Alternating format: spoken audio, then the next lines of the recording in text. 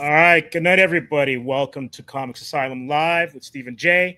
Jay will be joining us later, but I am absolutely honored to have my regular guests on other streams. We have Sean. Sean, what's up? How you doing?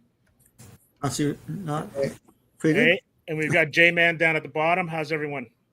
Good, thanks. How are you? I'm good. I'm good. No complaints. Lots to talk about.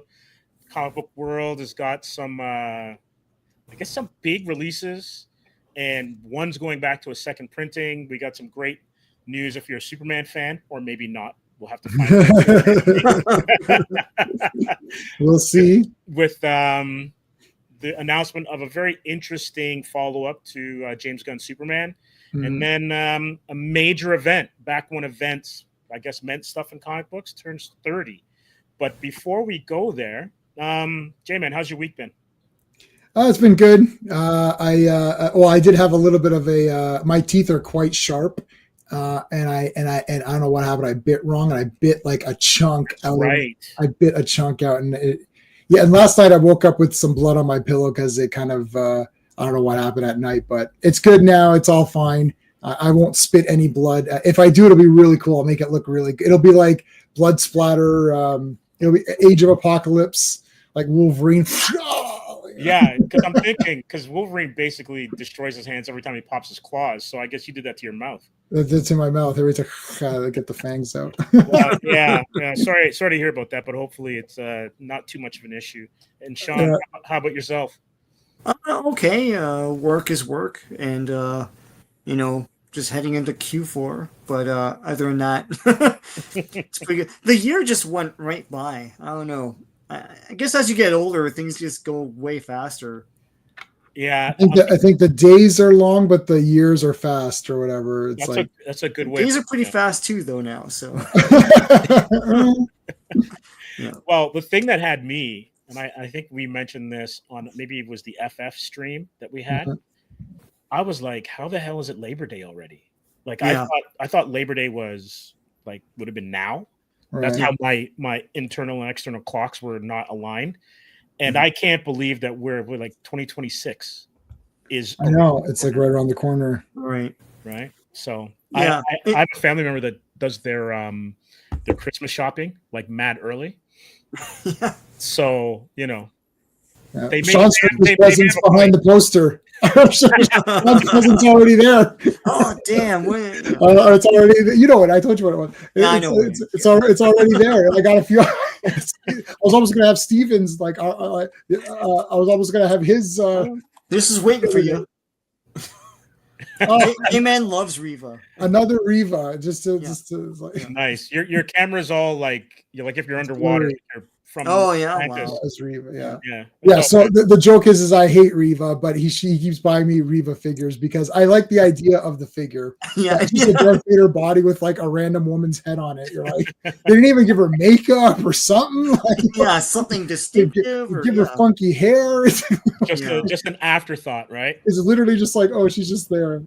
Hey, Vaughn, how's it going? Hello, gentlemen. How you doing? Good. How's your week been? Doing good. This week's been all right. So, has it been going as fast as it's been for everyone else here? Oh, it's super fast. Truth be told, I'm kind of glad that it's over, but it's one of those weird ones, right? Right. Right. So I'm going to just do a quick shout out to everyone that's joining us. Welcome. If anyone's in the comments, we're going to be getting to those as well too. And just to let everyone know who's coming in just a little, because we started a little bit early, but Mega J will be joining us about halfway through. And we've got some good things. But before we start, J-Man, you reviewed, because this book's going to a second printing. Mm-hmm. You reviewed Batman #1. Yeah, Batman. I thought it was pretty good. I don't remember exactly what I gave it. But generally positive? Yeah, I like the blue and gray. That's the real Batman in my mind. The symbol's a little weird, but by the end of the issue, I got used to it. The art was good. There's a couple of things at the end where like Batman is kind of hanging out with Killer Croc, and I'm like, why is this like happening? Like they're sitting and chatting. And I'm like, James Gunnish. Yeah. This is weird. It's not Rachel Zegler weird or whatever, but it's the one weird. It's like, okay. I read a review. I read an interview with Matt Fraction, who says that they're going to be, at least for now, they're going to be one-off stories, like solo stories, self-contained issues. And that makes me really happy because I've always liked that. I liked it as a kid. I still like it now. I know we're going to talk about an event. If it's an event, that's a different thing. But your regular floppies, I like it just being sound. So I think I give it like a 6 or 6.5 out of 10, which sounds bad, but it's actually pretty good for you. Like my scale of 5 means it was okay, right? 5 out of 10 is it's an average okay comic. So this was slightly above. Could have been a bit more. I wanted to see a little bit more action because you have Killer Croc. And when you have Killer Croc, that means there's going to be action because Batman has your fighting foes. He has your outthinking foes. He has your crazy villains. Like he has different types of villains. So when you see one, you're expecting a certain thing. And we didn't exactly get it. So it just slightly, but I still liked it. And I like the blue. So there you go. One thing that I found interesting, correct me if I'm wrong, because I saw a clip of this. I don't know if this is from issue 2 or that's coming up. Did I see shark repellent? Oh, I'm not sure. Maybe, but they did. Chip Zdarsky did have the shark repellent in when he's fighting that purple. That Batman that no one knows the name of him. I've got a toy of him too. He's like fuchsia and like purple, like the Zervanar or something or whatever. And that one had the shark repellent in it, so I thought that was kind of cute. But right, I don't remember if it had. Maybe it did have it. I read about 700 comics a day, so it's I read it and then I review it and then it's erased from my mind. And then I just finished reading the 4 Fantastic Fours for tomorrow. So I skimmed through it. I have it as well too. I generally like the art. I haven't gotten into the full story yet. I've yet to read it. I just picked it up this weekend at London Comic Con. So I generally liked it. I'll have to see, but yeah, the Killer Croc was kind of like I guess they're trying to do these wholesome moments. You're right. It's kind of more like a giant size book too. It's not just that. It's like almost like 2 issues in one. It is quite loaded up. But the art team is banger. The art team is great. Like I said, I haven't read it yet fully, but what I saw in the little bit of skimming through, I thought it was pretty interesting. I might actually pick this up. I don't know if I'd say long term, but I'll at least try it for the first year. See what I could do, like how I'm doing. Really right now, it would be only that and Battle Beast that I'm picking up right now. I'm not picking up much. And not as much as JMan. Definitely not reading as much stuff. I generally pick up, and generally I'll pick up some indie stuff just to kind of see what's happening in the indie sphere. So I just picked up the Big Rig book from Post Malone as well too. So I have to crack that open and give that a read because it has a lot of things that I'm trying to also see what other people are doing. What's the publisher for the Big Rig book? Do you remember? I think it's Mad Cave. I want to say. Okay. Oh yeah. Interesting. I'm only in physical terms. I'm only getting the 2 Supermans, like Action Superman, Batman, Transformers, and anything Rob Liefeld does. And I'm buying Fantastic Four because I like to waste money. That's it. I only get like 5 books, but I get a lot of them on digital and read them that way. So I'm reading a lot in that sense, just at least skimming them. I even got there's like a cowboy comic that came out, but it was like actually cow. It was like a cowboy, like it's actually a cow or whatever. It's like animals. Worker kind of. Okay. Yeah. Cowboys of Moo Mesa. You didn't get that, did you? What did you say, Sean? Cowboys of Moo Mesa. It's that might be it. Oh yeah. I that's the only cowboy comic right now. I got it. Yeah, just to support the cows. I don't know. It's sorry to interrupt. It's Vault Comics. Oh, Vault. Oh, they did Deathstalker. Yeah, Deathstalker. Yeah. And they're I guess what they've done is it's underneath Vault Comics, but it's like a subsidy. Post Malone's just doing his own thing from it, right? So let me see if I can pull that up. Yeah. Yeah, I feel like Vault does a lot of these because even like Slash was working on on Deathstalker, right? So it's like they're getting these these guys out to like do comics. Well, who did what was Keanu Reeves's Berserker or something? Berserker. Yeah, Berserker. Yeah, Berserker. Like he took out the vowels, or Yeah. I think that was Boom. Was Berserker? oh, that may have been Boom. Yeah, that may might have have been. Yeah. That might Oh, have yeah, here you go. Yeah. Yeah. That looks cool. It's just a whole ton of covers. I'm talking like it's almost 20 covers, and then there's different. Man, this is dynamite. So it looks like they're on. I'm just going to scroll quickly. Looks like they're on issue 3 already. Yeah, so they're back-to-back issues. So I think how they've worked them is issue 1 and 2 are together, right? And then 3 and 4 are together.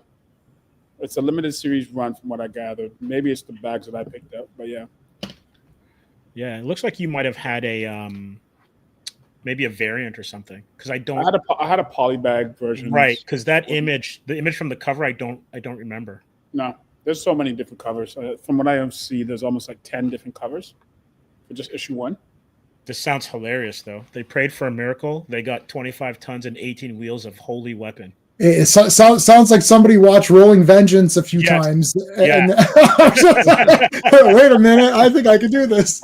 Just make it look more like a truck, and then it's all good. Pretty much. Oh wow. Duel and Rolling Vengeance, like should I combine them or whatever into one thing? Interesting. Yeah. So I like the tonality of it in the sense that it's almost like black and white. Mm-hmm. The insides are black and white. Covers are kind of duotone. And for something that I'm trying to put together, it kind of rings true to something similar that I want to do. Great cover, though. Yeah, great covers. The artist is really great. Cool. Yeah. A lot of energy. Love the energy. The insides are quite chaotic as well, too, but really well drawn, well put together. So... interesting. There's like demons and stuff. Yeah, it's all about this truck that comes from hell, pretty much.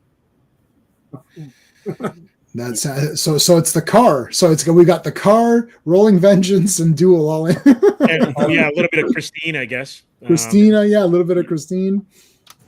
It's a fun little mix of things. From what I That's gathered. Awesome. Only thing that's weird is they have the physical versions.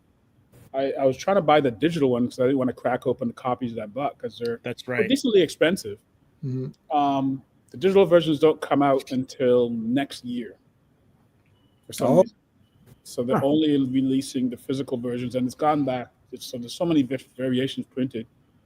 So I guess the scarcity of it all, but the digital versions don't come out until next year. And I remember when they came out, even that, they sold out pretty fast.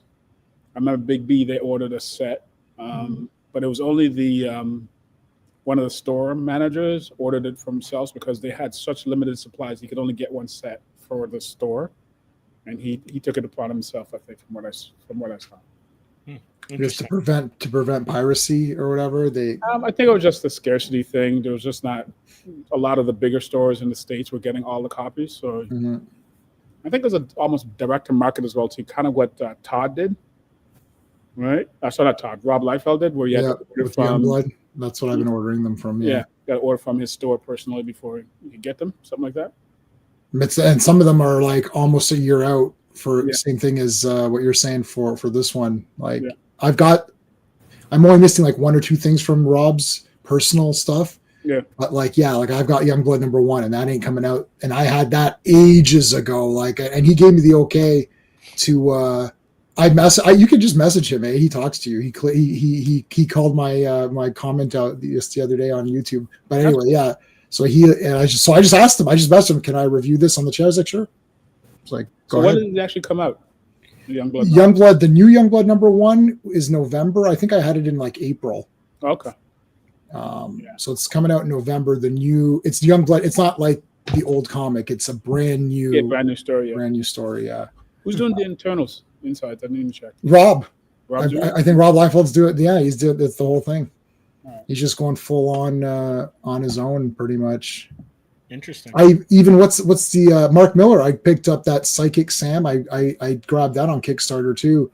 Oh yeah. And that's coming signed by him and the art. It's going to be on a book plate or whatever. They're gonna they stick it in or whatever. But I mean, that guy doesn't do conventions, so there's no way you're getting any of this stuff, and that's not coming out anywhere either. So I thought I'll take a chance, but a lot of these guys are shifting, right? The market shifting a I bit. even Yeah. think there was something that was said that young blood's not getting granted diamonds no longer, but Image is not picking it up until almost like a year after before they'll actually get it out or something like that. Yeah, so like that's like there's like a giant size young blood. So he did a giant size young blood, and he did young blood, and then he's got last blood. And he's got anything with blood in it is gonna it's gonna be on old blood, middle-aged blood. Middle-aged blood, yeah. A middle-aged blood. Middle-aged blood, yeah. All right, we're gonna welcome Mega J to the stage, and then we'll get to some comments. All right. Mega J. Hey, boys, what's going on? you're in the Blair Witch Project. Are you going to be okay? Don't go to the cabin. Yeah, if any post nasal drip, just let us know ahead of time. Yeah, unfortunately, I wanted to get back in time, but honestly, I'm still out in Newmarket right now. This is kind of crazy. Oh my goodness! I did want to pop in and just say hi to everybody because obviously, we're supposed to be doing this thing, but I just wanted to say I will be back probably another half an hour or so. I don't know how long, but I did want to say hi to everybody. So what was the last comment? Like what are we talking about? Man of Tomorrow or what? Not yet. We're talking about Rob Liefeld and his, oh my God! I talked about Rob not too long ago. He made comments about the Master Universe movie, which many of my viewers did not appreciate. So hilarious. And most of the comments that came back on that video was like, when he learns how to draw feet, then we'll listen to him. That's, ouch. That's basic. And you know what? He is quite the flavor, though. I mean, like, he's drawn some of the most infamous illustrations of superheroes ever. I mean, some people would argue that he doesn't. The chests are bigger than the heads. So that's Captain America's legendary. Yeah, that wasn't supposed to go anywhere. That was just a drawing that he did that they somehow got a hold of and threw that up everywhere. And it's like all of a sudden it became this big thing. And he's like, I showed it. He said, I think he said Jim Lee was the only one who was like, you want to maybe make it a slightly lay? And he's like, nah, I'm good. It's like, it's good. And he said Jim Lee was the only one of the guys who was like, I don't know. It is what it is, boys. Like that's Rob. Unapologetic. Yeah. And you know what? That's why people love him. People love him because he's unapologetic. And let's be honest, he has made quite the impact on comics. I mean, like, him, Jim Lee, all the original Image guys. McFarlane's still making waves, right? And now he's getting back into action figures. He's getting back to is he going to do another Young Blood? Like what are his plans right now? Like he's got a whole bunch of things on the go. I've got everything. So I'm a Rob Liefeld shill. Like I'm an apologist. I'm like the whole thing. But yeah, I've got everything he's done. He's done Young Blood. He's got Last Blood. We were just talking about that. So a lot of these are coming out. All blood, yeah, all the bloods. Classic says all the bloods. So what he's doing is he's releasing it to like his fans first through Whatnot and all that, and then it's gonna go. He's using Whatnot to what? He's done Whatnot. He's got his own website as well, Create Rob Liefeld Creations. So he's been doing that, and then it comes out like way later into retail. So some of them are like months and months. Like I got Youngblood. There's a new Youngblood #1. I had it in April. It's coming out in November. That's his plan. His plan is to use Whatnot as the crowdsourcing kind of avenue, and then he's not leaving the retailers. So he's printing the books first. Yeah.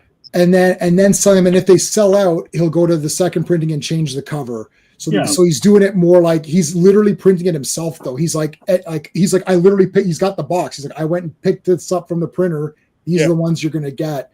How did his action figure line is doing rather well, isn't it? Like they're awesome. Both, right?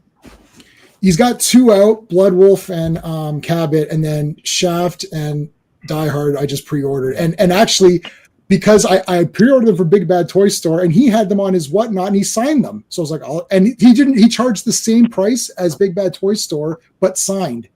So I was like, I'll just get the sign. He's like, I want you guys to have these. I'm not making extra money on it. He thanks me for every single post I do. Like I comment on his videos. Sean just clipped one today for me. He mentioned my comment on his live stream. Like, He's very interactive. You go on his thing. Yeah. Okay. This is why people buy it.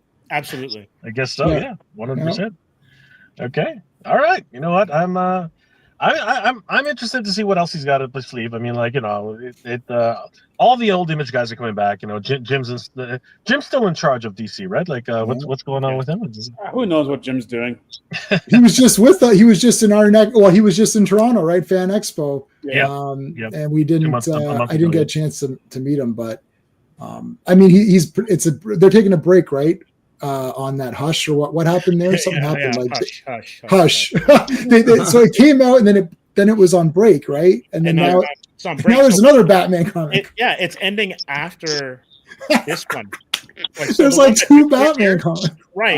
Batman. It's crazy.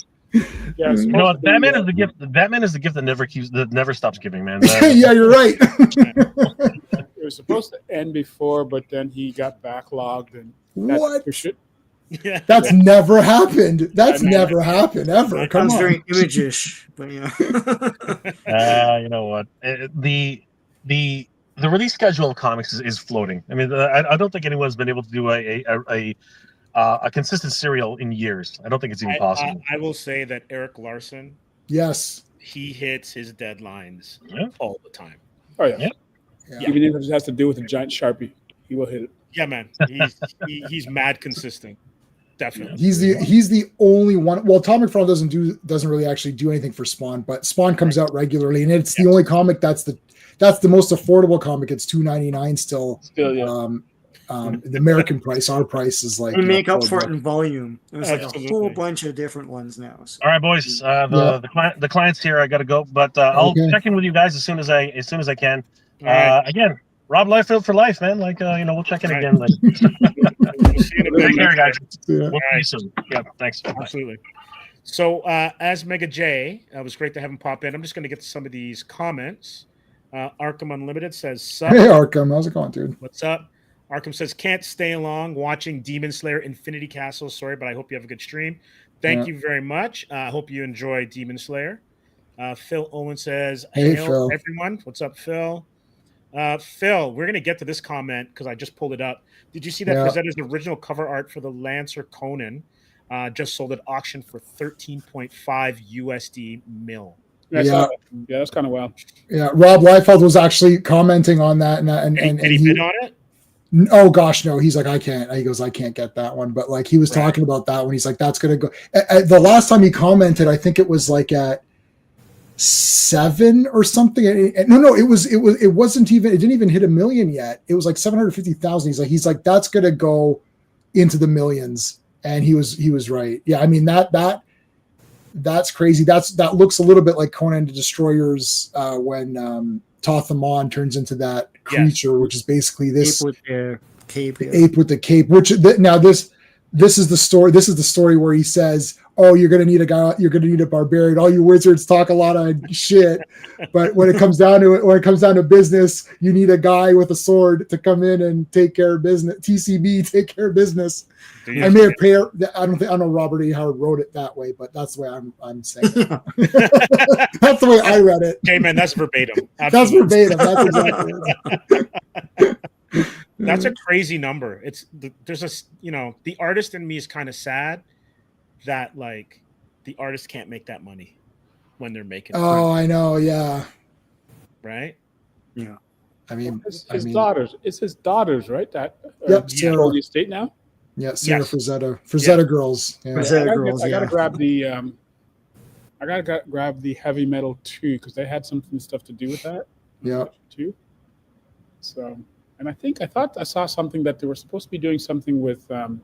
Maybe I'm getting confused. I thought they were doing something with. No, I think I'm getting confused. I was about to say Rippaverse, but I was wrong. They're doing Fire and Ice comic, which is it's the release schedule of Image times 100, so it's like one every like 2 years or something. I told Carlos to take it off. I was like, Carlos, just remove it. Like it's never coming out, so whatever. I don't. No, I did the same thing. Did you remove it? But sure, it was the Blue Moon. Yeah. I don't even remember what I read. How many issues? There's only one issue that's come out. I think 3. Is it 3 or is it 2? I mean, I can go dig them out, but that came out. Yeah. Yeah, it's rubbish. Who's the it looks artist? awesome. Who's the artist? God, worst person in the universe right here for names. I don't know anything about I don't know anything what number, unless it's Amazing Fantasy 15 or something. Like, I don't know, Sean, do you remember do you remember who the artist was? Whoever it is awesome. So Worth the wait, I guess. I guess, yeah. Getting back to the comments, we've got Leonardo the Angry Gamer. Manco. You're gonna like this one. I don't need Batman and Killer Croc getting back to Batman #1, sharing their feelings with each other. Yeah, that's what kind of happens at the end. It's a little bit weird, which is why I gave it the 6 or 6.5 or whatever I gave it. But I mean, we've seen them fight so many times. I guess they're trying to do something, but they gotta do better. Let's see how it happens. I'm gonna want. Yeah, I'll get #2 anyways. Right. I mean, I gave my money to Fantastic Four, so the comic. So if I gave my money to that, I try not to give money to Marvel, but sometimes it just Romans one that just relaunched for Fantastic Four. Yeah. It's on issue 3. It's 3 issues out, and each one of them got like a 5 or 6. They made Sue the leader because everyone knows that the leader is the team is the most important and best character, except for every team ever. Like Wolverine's not the leader; he's the most popular guy. Like, I don't know why they think that making someone the leader forces them to be like the best character. It's like that's not how it works. Like, people like Stormweather, she's the leader. The most popular character is Thing and Human Torch. So she's not even in the 50%. Out of 4 people, she's not even in the top 2. So it doesn't matter what you do. Crazy. Like, they can just go with her being the most powerful character. Like, right? Even when they make someone the most powerful character, that also does it because Wolverine is not the most powerful character. Absolutely. Right? But like, you know, like if you go back, because you and Sean are doing the FFs from basically #1 up to like, you guys are like 106 now or 108. I just read 114. So right. Tomorrow is 114 now. Yeah. Right. So there's a long string of issues that you guys are into, and Sue probably has the most growth from that first issue for sure to the Sue that we have now. Right. Right. I mean, the first 50, she's may as well not be in that comic. Right.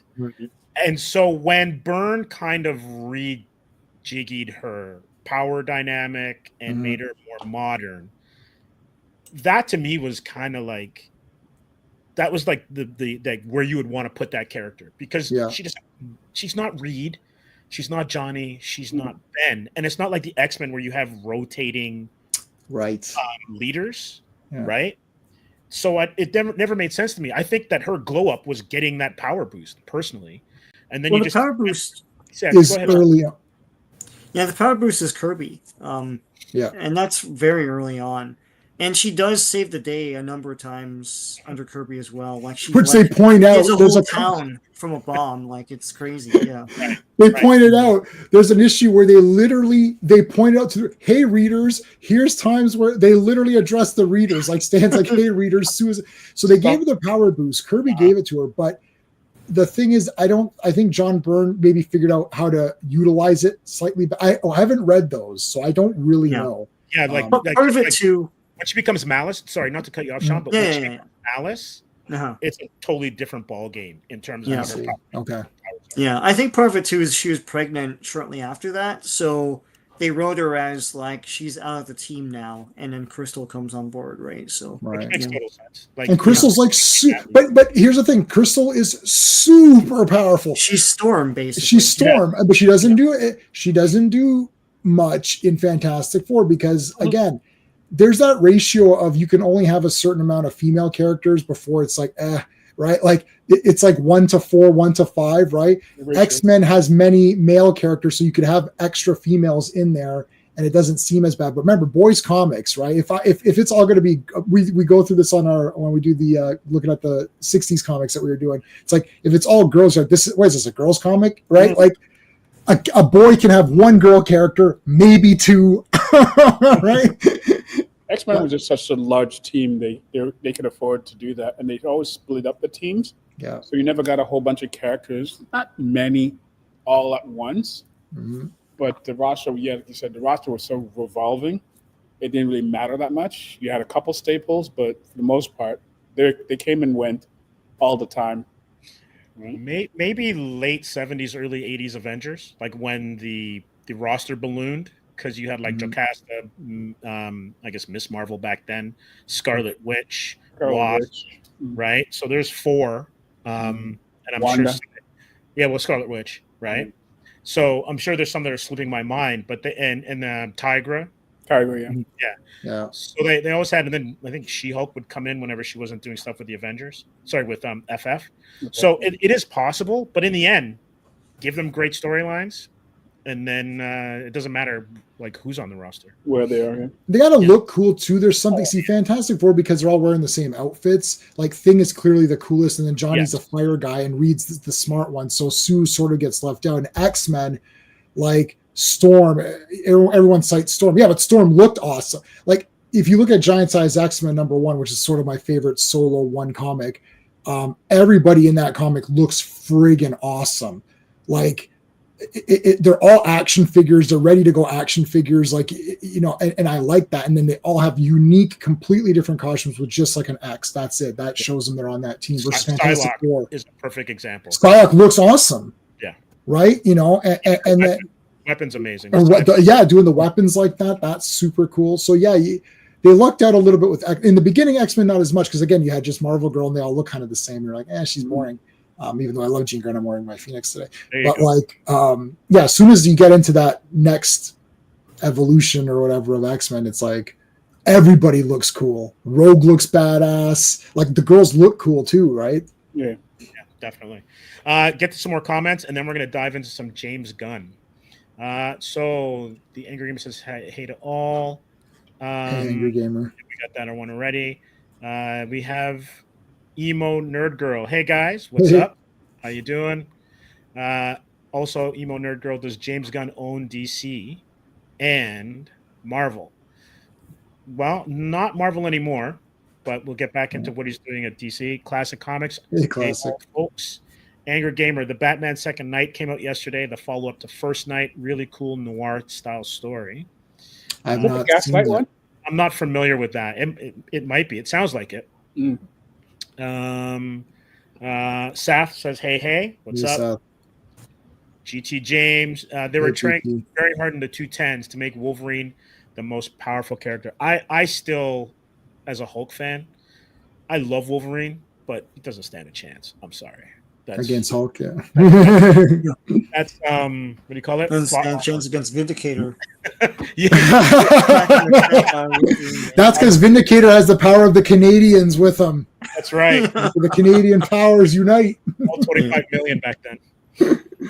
love that shirt, Sean. That's actually my favorite character out of Alpha Flight for sure. And then we have Tuvaz. Hey everyone, Tiffany here. Hello. And then Phil Owens. The Legion of Superheroes probably had the largest female to male ratio. Yes. And a roster of 25 with 7 or 8 female. That's a good point. Yeah, they were nuts. Yeah. And some great characters there too. J-Man, you know that because we did. Yeah, Sean and I did 300. We only did the first 300 appearances of the Legion, so you know, we're still that.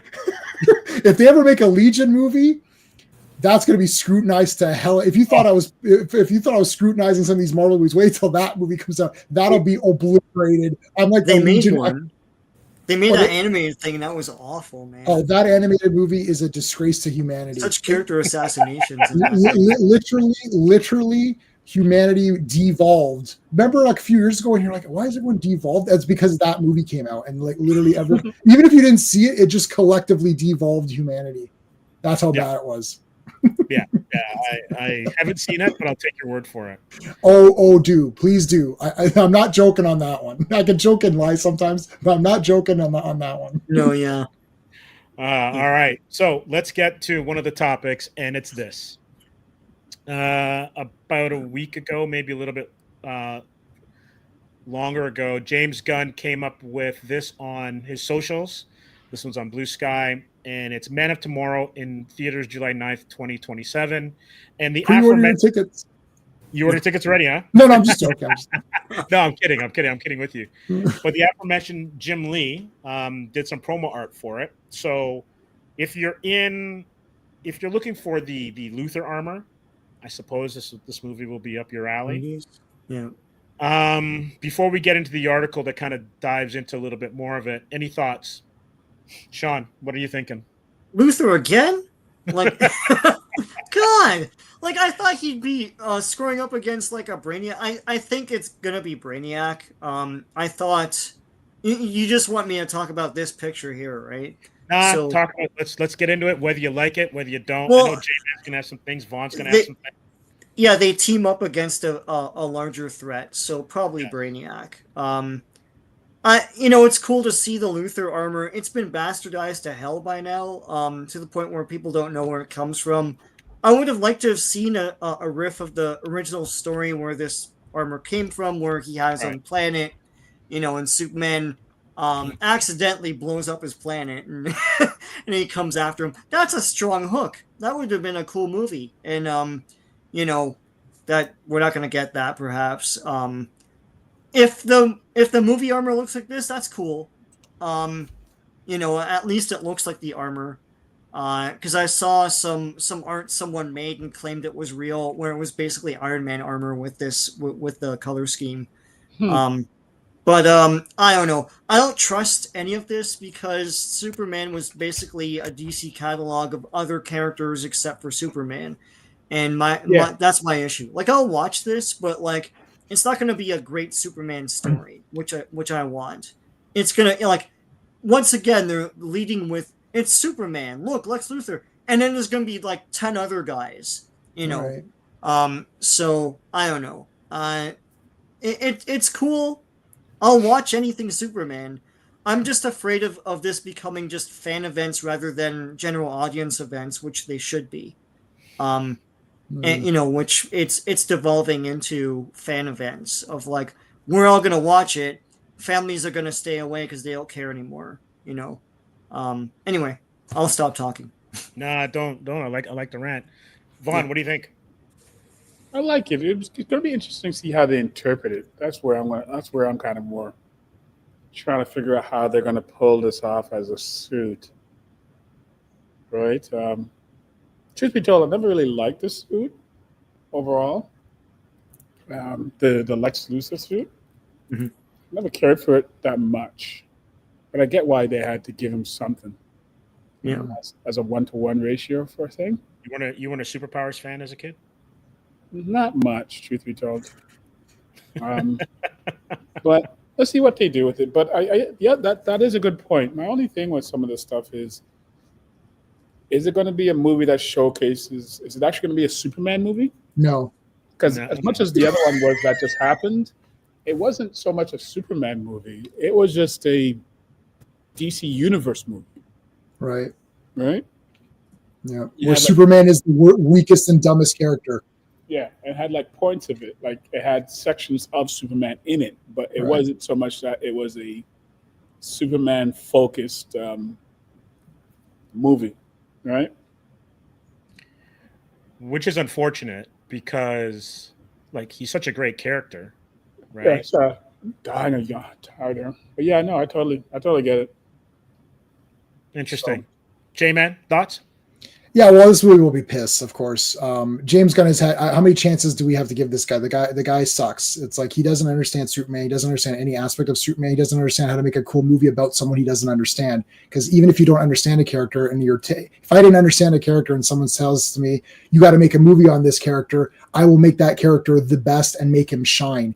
In this movie, as Vaughn said, as Sean and I have discussed privately and on stream, and Stephen and we both discussed as well privately and on stream, it's like it's a DC Universe movie where Superman is the worst character.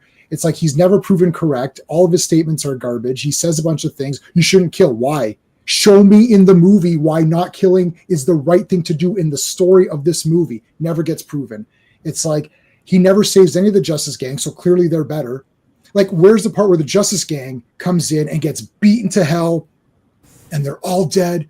And Lex Luthor's like, you guys are pathetic. And then, dun, dun, dun, here comes Superman. Oh, shit, Superman's here. It's like, sorry, Luthor, too late, right? Or whatever. Would you care to step outside?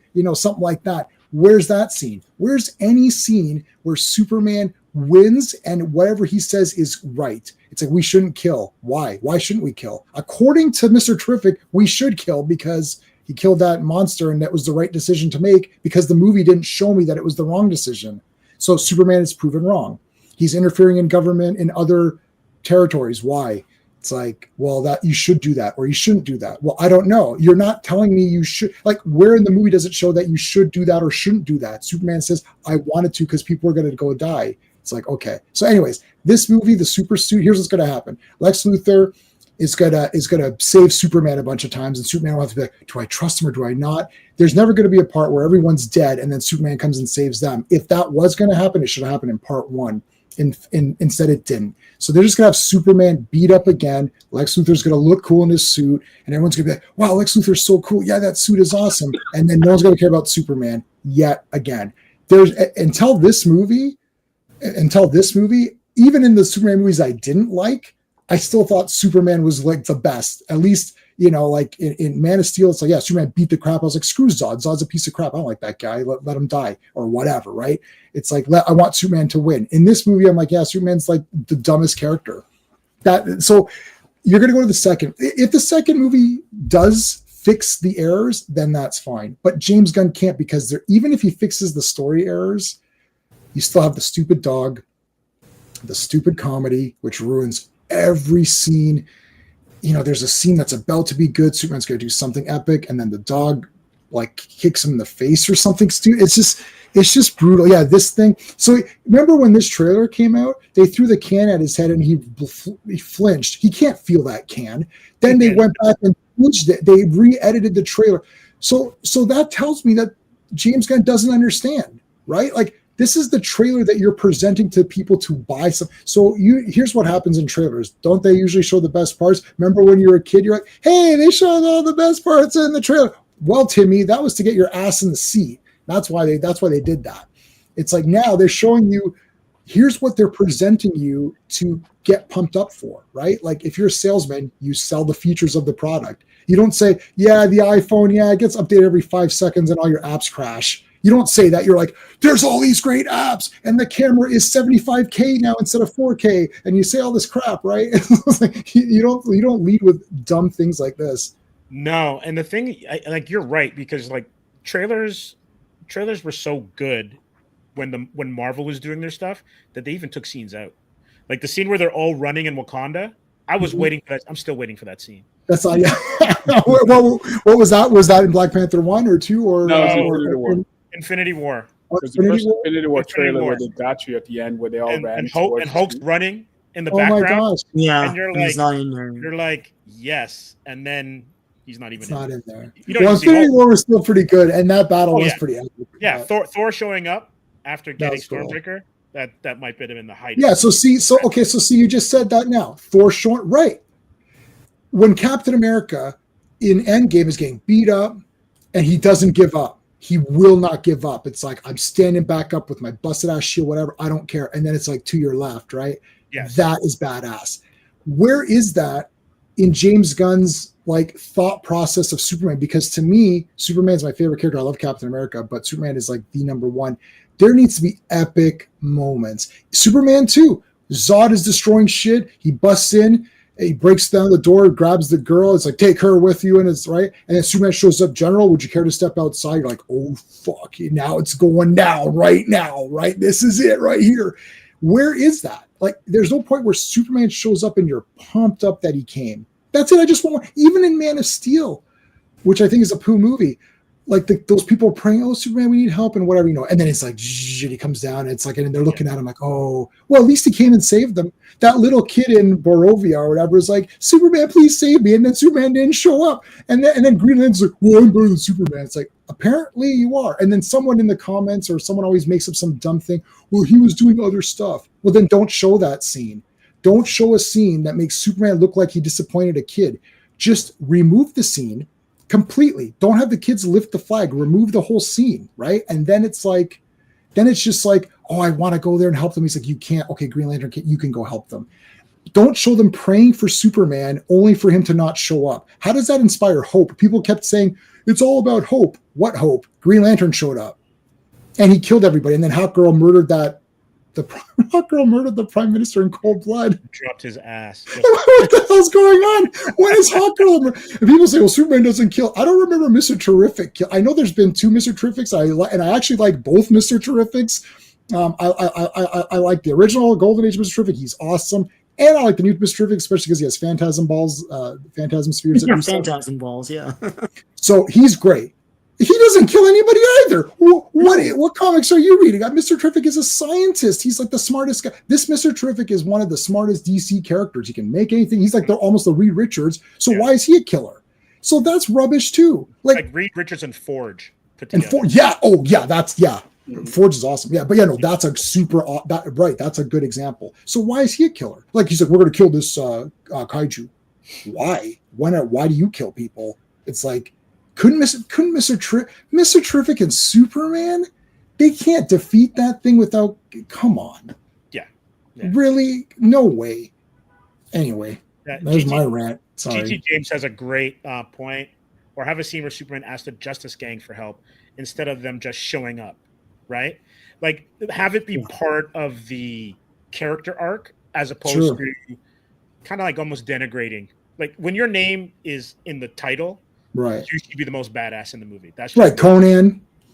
In Conan's movie, he wins. He kills Thulsa Doom.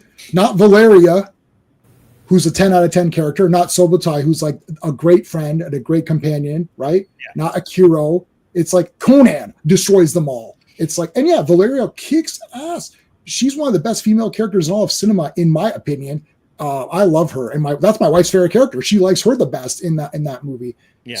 Right, but she doesn't win. It's like Spider-Man win. So imagine if Mary Jane defeated the Green Goblin. You'd be like, what the hell's happening here? Like, yeah, the stupid dog comes in and knocks him over. The guy's bleeding. I don't have any dogs. Sean has a dog. I don't know if you guys have pets, but dogs know their owners are hurt. So it's not like a cat which might not, doesn't care. It's concerned for about 5 minutes and then it just doesn't care. Cats they might. They don't care, yeah. But I like cats. I like cats. Yeah. No, but the dog's not going to beat the guy. He's sitting there like, oh, and the dog's beating the shit out. I'm like, why? Yeah. Why is a normal dog wouldn't do that? Certainly Crypto wouldn't do it, who's a super smart, a super intelligent dog. Like, it's like, oh, the excuse is it's Supergirl's dog. It's smart. It's not a dumb animal. It has super intelligence, so it wouldn't do that no matter whose dog it was. In fact, it would go to Supergirl and bark and say, "You shouldn't get drunk, Supergirl. That's what morons do. You're supposed to be a hero." Ruff, ruff, ruff, ruff, ruff. Yeah, and Supergirl. And Sean, you can back me up or tell me if I'm wrong on this one.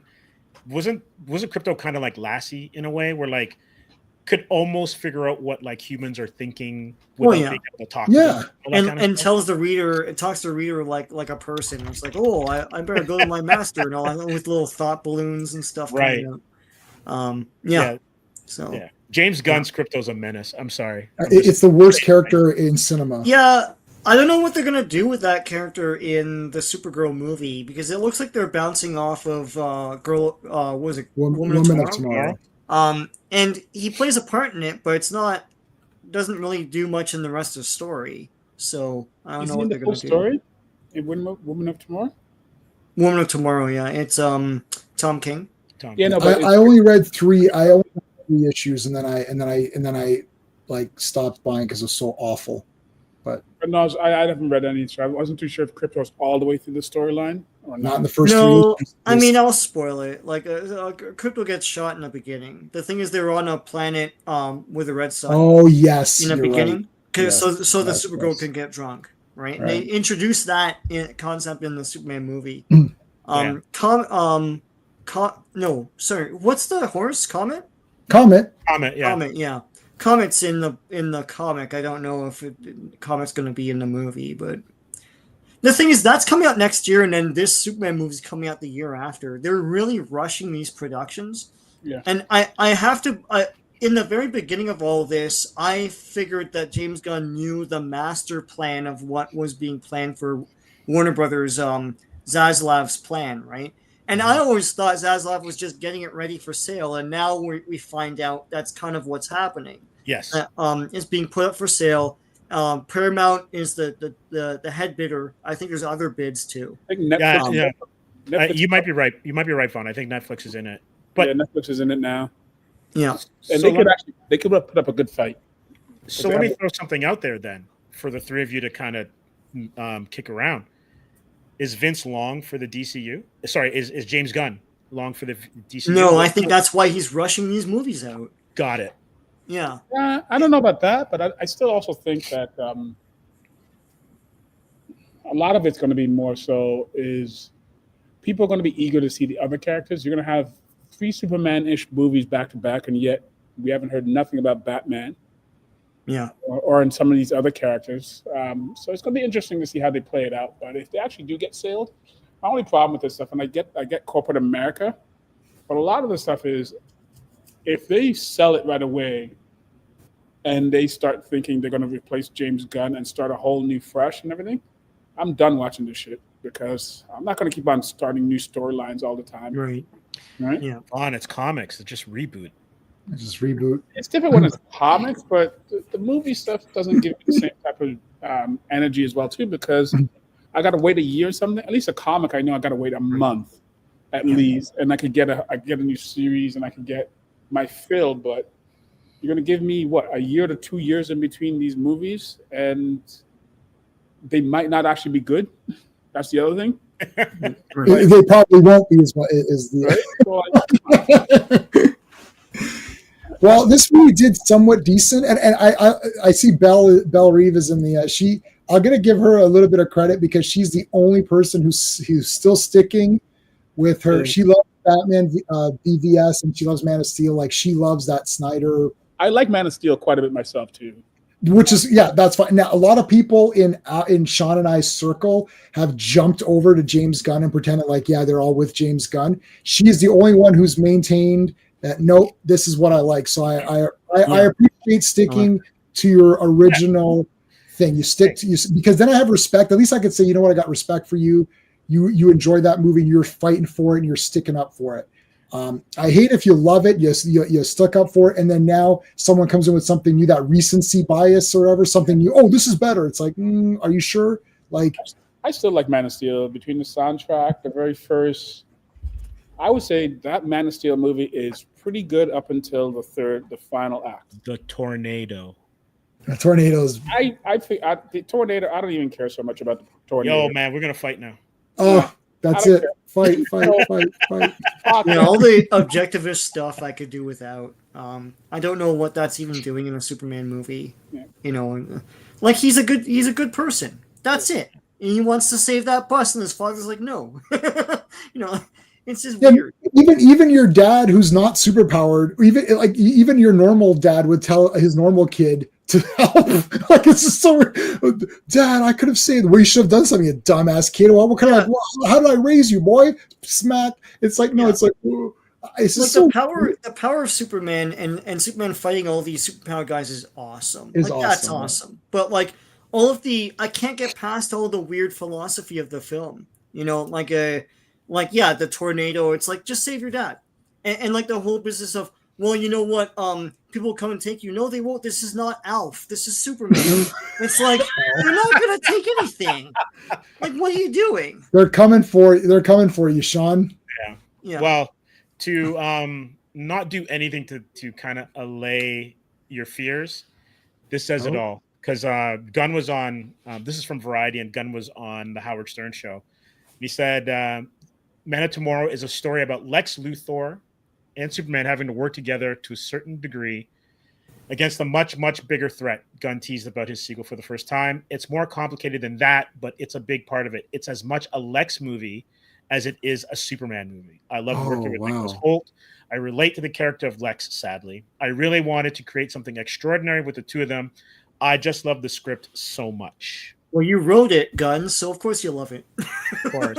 So who do you think the big bad is? Because I don't think he's going to go the typical way of Brainiac and Zod. So it might be somebody like maybe Mongol or something like that. That'd be cool, but I think it's going to be somebody different than what we're thinking, knowing him, because he likes the odd characters. He's not so much about the standardized characters. Like if you had to choose relaunching a Superman universe and having Mr. Terrific as one of your secondary lead characters, that's a kind of an odd choice myself. Like as a whole. So I think it's not going to be the characters that we're expecting it to be, like your typical Bizarro or Zod, or you know what I mean.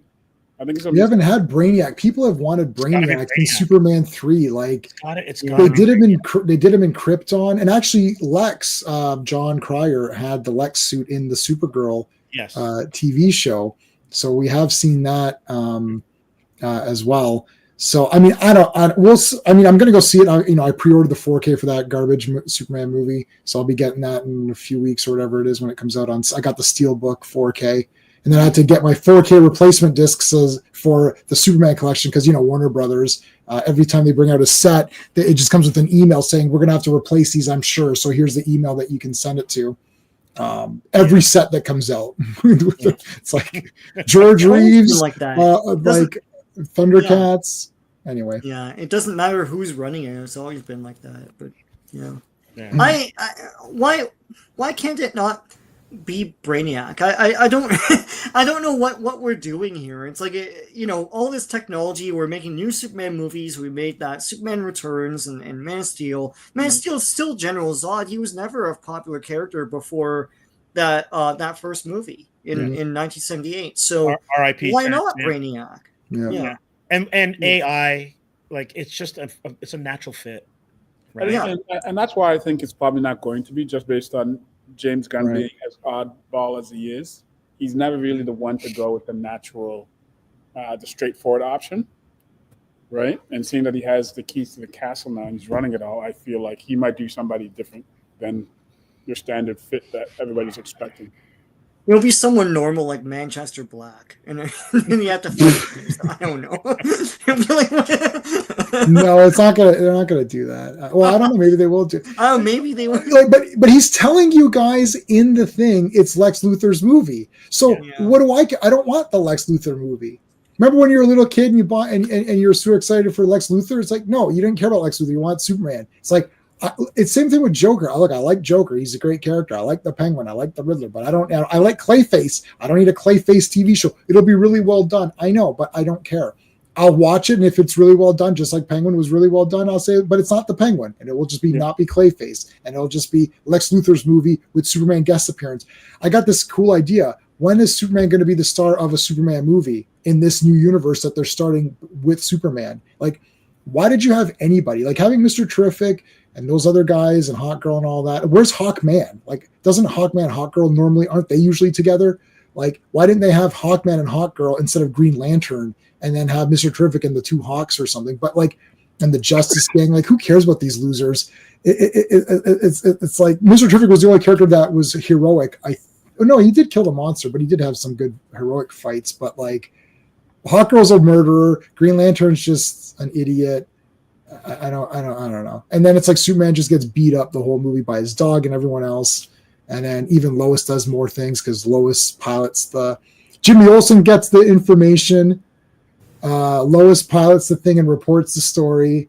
Like, what does Superman do? He fights himself, who's being remotely controlled by guys on keyboards that Lex Luthor is giving verbal commands to. So Superman is not faster than someone giving verbal commands to a customer service agent who's then typing it in. And Superman doesn't realize that those things are showing his trajectory and stuff. And just like, I thought actually thought it was weird. I thought they were recording devices, and I thought that he was telling Lex Luthor, like tricking him when he was talking to him. I thought, oh, he's leading him. You know what I mean? Like he's pretending, he's getting beat up a little bit and he's pretending and he's going to come back. And I'm like, no, that didn't happen. He's just dumb. And Lex Luthor has a clone of Superman and decides to frame him by potentially finding something in the Fortress of Solitude, which hopefully he can break into. And if he breaks into, there might be something in there that he could use to discredit Superman. Maybe, hopefully, fingers crossed. Okay, or you use your duplicate Superman that you already have and have him fly around and run amok in a costume. And everyone's like, Superman's an asshole. And then some people will say, no, he's not. And then they'll say, here's video evidence that he is. And then some people will deny the video evidence, just like in real life. So, right. And then they'll fight back and forth, as opposed to, oh, look, here's this fake dubbed, it looks like a spaghetti Western. It's like, we are here to send Clark to murder everybody. And the lips don't match. And there's just text at the bottom saying, you see this crap that you can't understand? It says Superman should kill everybody. And then everyone super believes it in 1 second. They're very fickle in that movie. They literally got to look, Superman's trying to kill us. So nobody in the real world does this, even when there is video evidence. And we've seen that in the real world. They'll still deny it. He says it, and then he gives Superman his phone. So look at this, Superman, you loser. You are you this guy? And Superman could have just said, no, that's fake. Oh, okay. I guess it's fake. Superman saying it's fake. But like, it's so weird. That's a weird movie. Yeah, and sorry. And just correct me on this one. Was that pre or post kaiju? That's post kaiju. So if a kaiju shows up and he saves the city, he saves Metropolis from a kaiju, how are you now going to be doubting that video? Yeah, like who cares about the video? I saw this man hold up a building and save thousands of people, tens of thousands of people. And he saved people in, like, he's also he did see. Here's the other thing. Sean said this, the reactionary, it's either hot takes or reactionary. Yeah. Oh, he didn't save enough people in Man of Steel. Okay, he'll save the squirrel and all these other people here. It's like, okay, yeah, but now Superman got beat up, right? So let's see what happens in the next one. He's going to be super powerful. No one's going to be able to touch. I don't think so. James Gunn doesn't like Superman. I have evidence. I watched his movie. He doesn't like the character of Superman. Zack Snyder didn't like the character of Superman, and what Zack Snyder's approach was, I'm going to make it into a character I do like, which is going to be super crazy. He's going to beat the crap out of everybody. He'll be this super big badass guy, and he's going to try to find himself to give it some kind of story. So Zack Snyder interpreted it in a different way. He didn't like Superman the way Superman is, so he reformed him. James Gunn didn't like Superman and thinks that this is what Superman is. He watched that Kill Bill Volume 2 where Bill explains what Superman is, and I love Tarantino. I love all of his movies, but that entire Kill Bill dialogue was wrong. Anyways, I should do a video on that. Yeah. Let's get to some comments. Sorry. The Bell Reef. No, this is great. Yeah. I don't like the way Mr. Terrific was talking to Superman when he was down. I don't like that either. Mr. Terrific is a good person. He's a good guy. He's like a friendly character. What Mr. Terrific comics are they reading? He works with Superman in the Fortress of Solitude to solve things. And Mr. Terrific is one of the coolest new characters that we have. I don't understand. I've read many of his. He's like the nicest guy. I don't know him. Oh God. All right. Yeah. Tuvaz says, "Is there anything? If there's anything to complain about, then don't get me started on Hawkgirl. Ridiculous. Yeah, she was crazy. What is this podcast, or where's this podcast where someone said Krypton annoyed them like the goats in the last Thor movie? I can't lie. I don't remember those goats. I maybe have put them out of my mind. I don't remember them. You remember that one? The goats? Yeah, was it the ones that was pulling the chariot? Yeah. I don't remember what they did. Like Love and Thunder, I've blocked out of my mind. They're just loud and annoying. Amnesia. They scream a lot. Yeah. They are his. They are in Norse mythology, I believe. They are. I just don't remember them in that movie because there's a lot about that movie. I just try to. I think in one of the Norse myths they eat them and then they grow back. Something like that. Yeah, like they're a constant source of food, and as long as you maintain the bones, they grow back. And then Loki destroys some of the bones or something, and then it grows back without a leg or something like that. That's one of my. I got to pull up the Norse myth book. Go Loki, man, for sure. Yeah. Brennan, nice head, Steve. Go Jays. For you nerds, that's a baseball team from Toronto. I know what baseball is. That's the one on the ice. Give me a break. When you hit a home run past the goalie. They should have a goalie in baseball. Yeah, thanks, Brennan. No, hopefully the Jays will do some damage. Jays are on fire, man. Really, oh, Sean, you don't know anything. Stop it. Let's go. Sean's trying to be all in. You're not in. No, everyone at work is freaking out about them, man. So yeah. Go Jays. The Angry Gamer, just give us an older Batman full Rose Gallery without the origin story. Yeah, I don't want the 2-year Batman, the 3-year Batman. Yeah, for sure. Because you know what?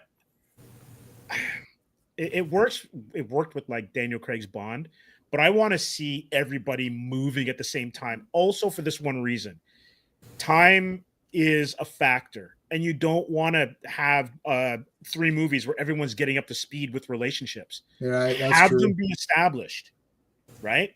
Mm-hmm. That's how I see it, at least. Yeah. Classic Comics. Netflix will buy WB and revive the Snyderverse, baby. No, that one. I think that is finally done. I think it is finally done. And then Bell Reeve says, I 100% understand why some fans don't like the Snyderverse, so I get it. Yeah, she loves the Snyderverse, but she's been like preaching that since day one. Still preaching it. But respect, stand on business, toes first for sure. Yeah. Phil Owens, Pa Kent telling Clark he should maybe let kids die. Maybe that's one of the reasons why. That was weird. That's why he let the tornado kill him. It's like, I don't need go. this shitty advice anymore. The Bell says, do you think that Batman, Robert Pattinson, would end up being part of the DCU? Oh gosh, I don't know. I don't think it fits the style that he's going for in that universe. Yeah, I'm with you on that one. I don't We think should so. just call it and say that the Batman 2 is not going to happen. They might have some sort of contractual obligation. I don't know. I thought it was a go, Sean. I thought they were doing it. It's in or out. I thought there were health problems too. He had health problems, but he just finished the script a little while ago, and this is the director. Just announced that they finished the script, and James read it, and they're getting ready to push for filming next spring or something like that. Yeah, 2026 is going to be like DC Productions, man. Yeah, it's going to be. To me, then what is this? A reboot or no? Like you're in or you're out? It's not. What's happening? It's a separate. It's an Elseworlds thing. Yeah. It's not going to be within the normal continuity of Elseworlds. The James Gunn stuff is going to be separate from it. I'll watch it, but I didn't like the Batman. So right. Pedro Pascal, Phil says, as Vartox. As Vartox. I don't even know if that man has enough time to film anything else. He's in everything. And Bell, I agree. Brainiac is so overdue. And let's be honest, when it comes to the animated universe, Brainiac's awesome. Yeah. And that's my problem with Brainiac. I feel like being a person that's watched Brainiac in so many different iterations on the animated side, the video game side, and whatnot, that's maybe where I'm sick of it. I've seen Brainiac because in all the mediums, he is the point character of all that stuff. Except for like the TV shows and whatnot, they do them, but they don't do them to the same level. But on anything that's animated, that's not live action, it's always Brainiac. And Brainiac's always the big bad for the most part. Video games, animated series, all that stuff, it's always a Brainiac. TV movies, all that stuff, it's always Brainiac. So I'm just like, okay, I myself personally is sick of Brainiac. And the fact is, too, not just on thing, if everybody's hating on the fact that this Superman's not as brilliant as he seems compared to other things, that you're going to be hard-pressed to get this guy to beat Brainiac. Like Lex. You can call Mr. Terrific. But the problem is, as well, too, is just like, then it's like, my thing is, Mr. Terrific is good for the first movie. You can't have all these, like, going back to what your guy's saying, and it makes it kind of poor. Like, it's not a Superman movie anymore. It's an ensemble movie, right? Like, as much as everybody shits on the Snyderverse, you knew what those movies were. They're about the characters. Whether they're character building to its detriment or not, it was about the characters, right? Yeah. Oh, yeah. Man of Steel is about Superman. Like, he's clearly the main guy. He's clearly the best. He beats the crap out of everybody. Like, right. But and I get it. James Gunn has his style. And they chose him for a reason. That's the direction that they wanted to go in, because he had to pitch all this stuff kind of beforehand. That's what he wanted to bring into the universe, and they agreed it. So that's their choice. We'll just overthinking things. Like, are they overthinking? In just in general for Spider-Man? Like, it's like you bought go back to when you were a kid. You bought a comic. It's like he's fighting Scorpion. That's it. He fights Matt Gargan in that one issue. JJ. That's it. Like, one movie, 90 minutes, done. I think you're damned if you do, damned if you don't in a lot of ways, because, they're overthinking it. But then what happens is when you go into doing something and you be like, okay, I'm just going to do this. And then people are going to complain, oh, this doesn't have enough of this, or doesn't have enough of that, or it's this too much. And that's where, and not to try to get philosophical with all, it's just not, we're at the level of consumption is so high. You can't just do a straight storyline now and say that and everybody's going to be pleased. Like an A to B storyline with no breaks, that's not enough. You look at the old Supermans, that's what they were. But now you have all these secondary plot points, like as much as it was whatever, but like you had Jimmy Olsen, like almost like spy detective now trying to help Superman out get all the things. So you have all these A and B and C and tertiary storylines to keep people's attention. So it's different now, right? You never have that before. In the 80s, it would just be an action movie, and it would just go from like a point A to point B, and that's all it took, right? You didn't have as much deviations than the standard movie does, right? Now, so yeah, even Batman '89 as an example, which is it's just Joker. It's Batman versus Joker. He defeats him. That's the end of Joker. Yeah. Next movie, they shouldn't have even had Catwoman. It should have just been Penguin, and that's it, nothing else. And they should have just had Catwoman on her own.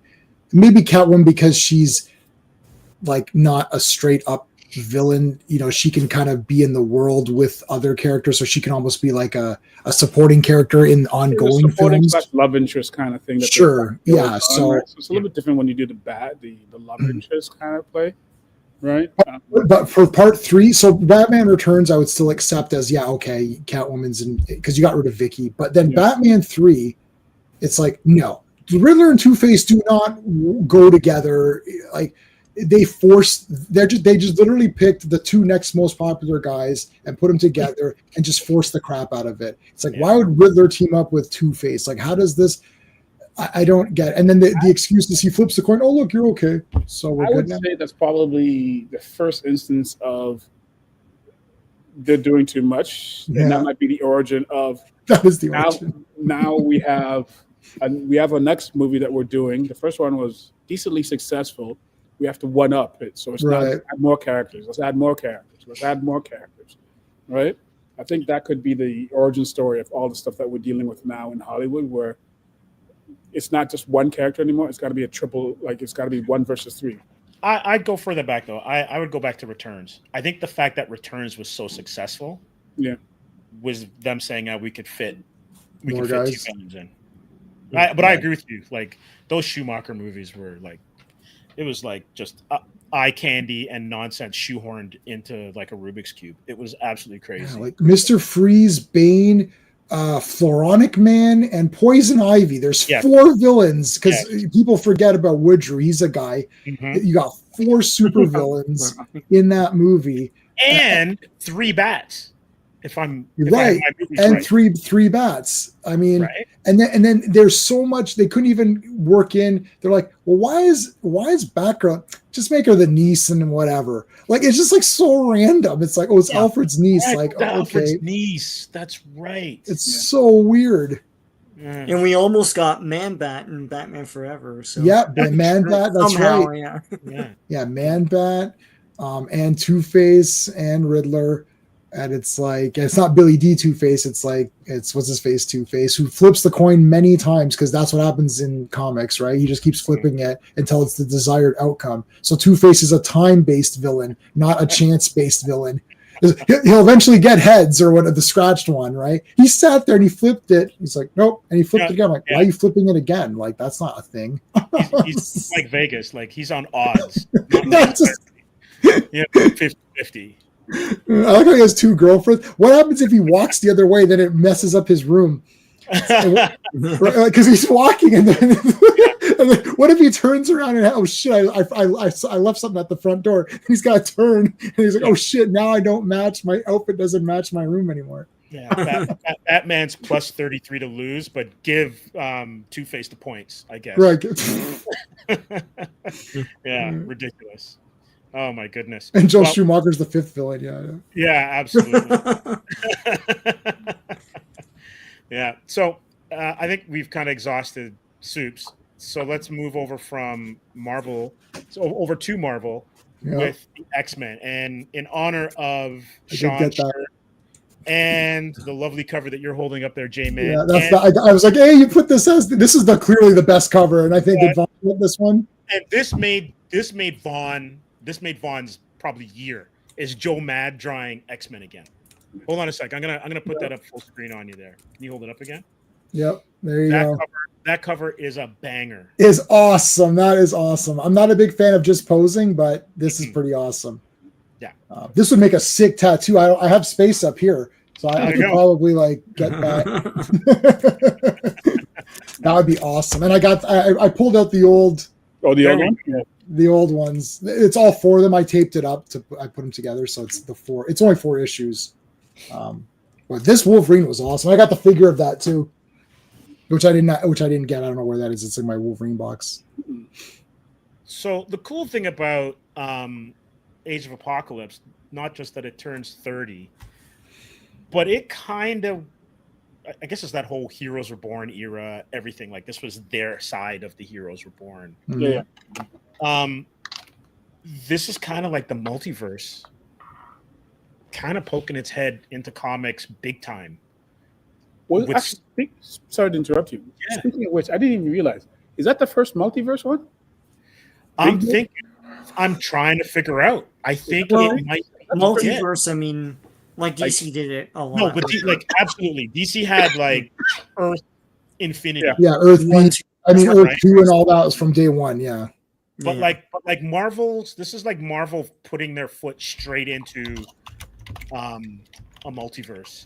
Yeah. And it like on a personal note as well too. Age of Apocalypse also kicked off the career of Ken Lashley, Canadian artist, Mhm. Right. superstar artist. Because one of his first books was Age of Apocalypse, and then I think he went to do Excalibur. Yeah, So like, He did, I there's think a- he actually did the Excalibur crossover one. Yeah. And that's what he got known for, right? Yeah. right? So There's stuff like it was a massive My- one. I remember my computer's Siri's listening in here. I remember when I guess Xavier and Magneto became Apocalypse Right. and merged together, and how crazy that was. Right. Yeah, they allude to it You too. mean Onslaught when they merged Onslaught. together? Right. Onslaught, yeah. Onslaught, That's it. yeah. Yeah. See, Yeah. my old man brain's kicking in. Yeah. But when they became Onslaught, and then this is basically part of that whole mass. Because would you say the X-Men were the ones that had like the best crossover events? Events, yeah. Yeah, For I look sure. forward to them. Yeah. Inferno, Age of Yeah. Apocalypse, Yeah. Phoenix, not Phoenix Shadow. What was the one with the Morlocks? And they all get killed in the tunnels. Oh, I can't remember the name of it. But even like I like the Executioner's song and all that too. Yeah, Was that- Like Cable kills Professor X. You're like, whoa. right. Which one had the legacy virus, Fawn? Because you're the X-Men guy. The Legacy virus, I think, was after that. I don't know if they actually did a full crossover for that one, like a big event one. Mutant Massacre. That's it. That's the one with the Morlocks. That's the one with the Norlocks, yeah. And that was the one with that's when Mutant Massacre. Is that the one where Gambit is discovered to be a plant from Mr. Sinister? I Oh don't no, know. what they did was they retconned that. They don't actually never show Gambit, but then you find out later Gambit was the instrument of Right. the Mutant Massacre for Mr. Sinister. To be honest with you, as a Spider-Man fan, and like I collected Spider-Man and Hulk, X-Men was like basically Y&R. But Yeah. Yeah, totally. And when someone's mother, father, oh my god! brother, And then like you know, retconning everybody, yeah. Nightcrawler, like because like Nightcrawler's What? Mystique's kid and all that. I'm like, what? yeah. Yeah. Even in this is like the one guy who's Xavier's son, like Legion. dies or whatever Legion, because he kills Xavier. It's like everyone's really somebody. Cassandra Nova later on, and it's like, oh, Yeah, yeah. she was in the womb with him. It's like, what? Like, what the heck's going on? I was gonna say because I know Jason was looking this up, but like Marvel flirted with alternate futures all the time, with Guardians of the Galaxy sort of being the same future as Killraven. Right. Kind of Maestro was a whole other future. Mhm. This was the one where it's like, okay, these are actual alternate timelines that we can just bounce in and out of. Yeah. Sort of, right? Vaughn, I don't know. Oh no, yeah, that's totally what it was because it all Yeah. started. Truth be told, it all started around the time of what was it? It was when Scott and Jean's kid got sick, so that Right. was kind of one of the tipping points. And then they sent him to the future in X Factor. Wait. Madeline's kid. It was, Yeah, no, Madeline. it was Jean's kid.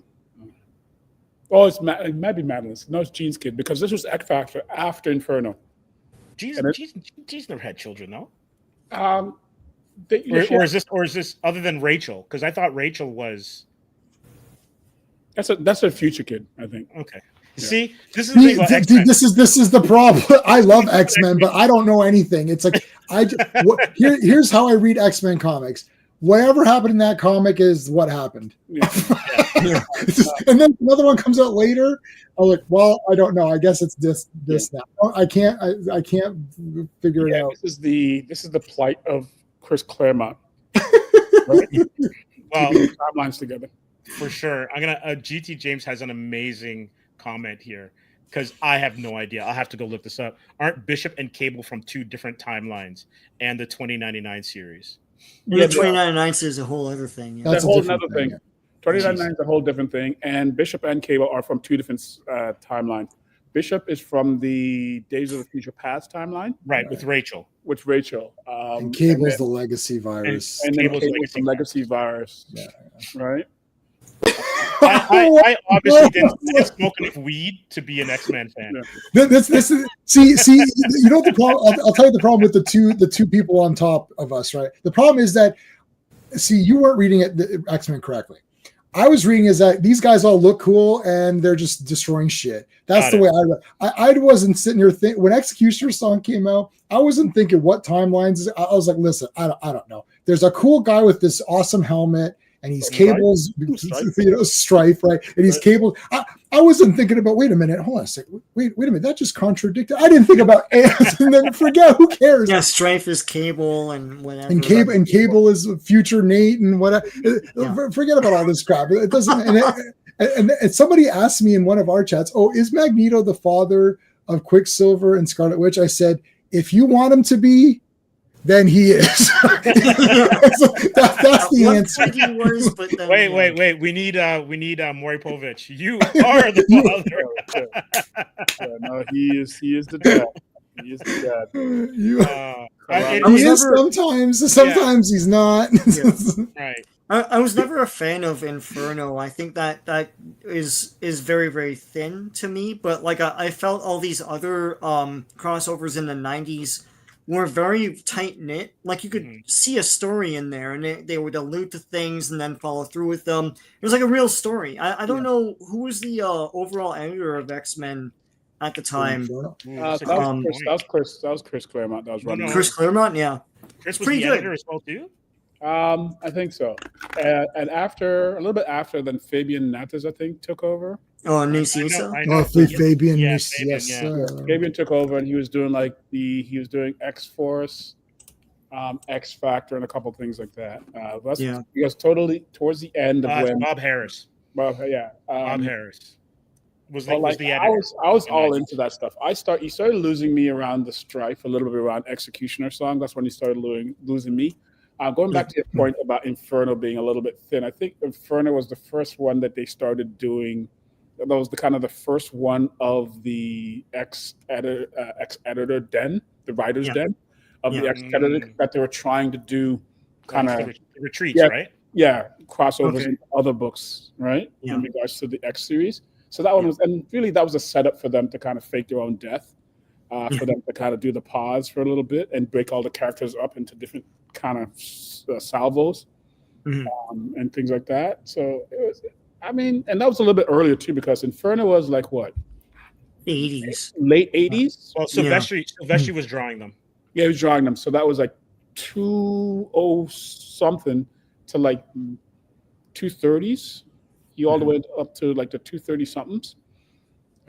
He drew them for like at least 20 to 30 issues before he ran over to Wolverine and stuff like that. And then Jim Lee jumped on around 248 on and off and 260 something. He was in the 50s and stuff like that. And then he really started around 267, 268. And then he went all the way up to 290. And then he rebooted and went to X-Men #1. And then he was doing X-Men #1 to 11, and that's when they all jumped ship and went over to Image. But you had Claremont writing most of that stuff all the way up until just before Executioner's song, I think, is where he started kind of losing his editorial power. Yeah. A little bit, maybe a little bit before that, and then around 270 somethings, right?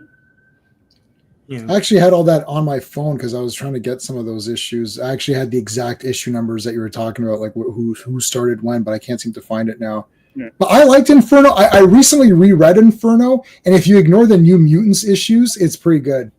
Yeah, the tie-ins. The Mutant stuff was pretty light. Yeah. But the rest of it's kind of cool. Like, I mean, Madeline Pryor is pretty badass, and she looks cool. Yeah, all that stuff and some of the X Factor stuff was pretty good too, right? I really actually enjoyed X Factor around those times, and then you had Archangel made his debut and all that kind of stuff. Got that issue, man. I got that. Oh, I love Archangel. good.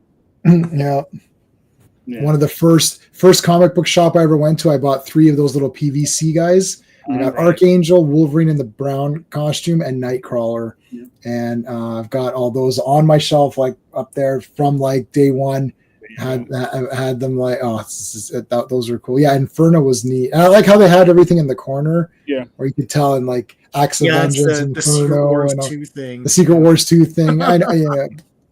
But that's neat. Then you're like, oh. And Deadpool made fun of that when they had a Secret Wars 2 crossover. It was like 1990 something. Yeah. Going back to Age of Apocalypse. I mean, truth be told, I think Age of Apocalypse. I didn't realize until probably the pseudo 20 years now, looking at it again. Age of Apocalypse was way bigger than. We're gonna get to how big it is, Vaughn, because I'm gonna read you the titles. All right. Yes. But before we do that. Make sure that you subscribe to our guests. We've got JMan. This is his link. And then we've also got Deceptisean. Yeah. Make sure you check their YouTube channels out and like and subscribe because we're streaming these to all the platforms as well as Mega J's crew for sure. But Vaughn, you're talking about how big Age of Apocalypse was? Yeah, because I started filtering out of comics a lot. Not so much filtering out, but it was like in that era where all the guys that I liked as artists and writers started leaving. Well, they're an Image. Yeah, so then I kind of followed. But I didn't realize how big it was until looking back on some of those books. And I still do have some of those books to my chagrin. I didn't even realize I have a lot of them. But yeah, no, it's kind of wild. Like, I've got it all here. I've got the omnibus digital. If you want to see it for a second, it's like 1,000 pages. I shared it out. So, yeah, it's crazy. So starting out with Legion Quest. Good old Joe Mad right there. That's what it is. No, not his first thing, but that was Joe Mad right there. So here they all are. Legion Quest. So that's Uncanny X-Men 320, 321, X-Men 40 to 41, Cable 20. Oh, Roger Cruz. Wow, that's the name. Bringing back the names, man. Yeah. Then it was X-Men Alpha. And this. Do you guys remember the Earth? Was this Earth 295 or something like that? Do you remember what Earth it was? remember what I said earlier? Yeah. That was not a J directed question. Look how cool Wolverine looks. That's why I got it. got one hand, half the claws, but look at that. Larry Hama was writing Weapon X. I didn't even realize that. Yeah, there's the screen. Yeah, that's cool. Yeah, Weapon X. I've got those. Those are the ones. That's the only ones I've got. Warren Ellis did the Excalibur with Ken Lashley there. Mm-hmm. Andy Kubert. Sorry.